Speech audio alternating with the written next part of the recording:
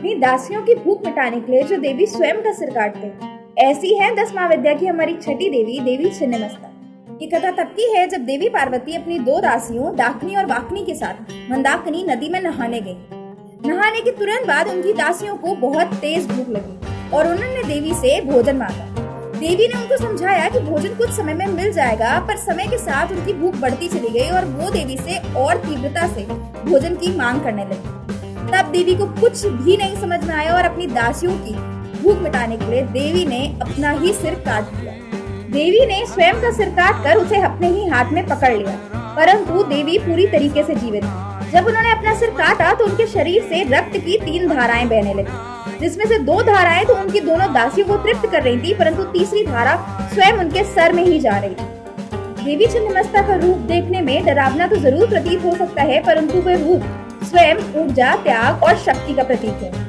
साथ ही साथ देवी की कथा में ये भी समझाती है कि शरीर तो सीमित है, पर आत्मा अपार है और हमेशा जीवित रहती है। साथ ही साथ देवी के शरीर से निकलने वाली खून की 3 धाराएं 3 अलग चीजों का प्रतीक है, जिनमें से पहला दर्शाता है साक्षी चित्त यानी ऑब्जर्वर की कॉन्शियसनेस, दूसरी धारा दर्शाती है प्राण शक्ति यानी लाइफ फोर्स, और तीसरी धारा दर्शाती है शक्ति का दान यानी सैक्रिफाइस फॉर अदर्स। साथ ही साथ इस कथा के माध्यम से हमें ये भी सीखने को मिलता है कि जैसे दासियां डाकिनी और वाकनी थी, वैसे ही हम सबके अंदर बहुत सारी इच्छाएं वास करती हैं, जैसे कि डर, लोभ, ईर्ष्या, लालच।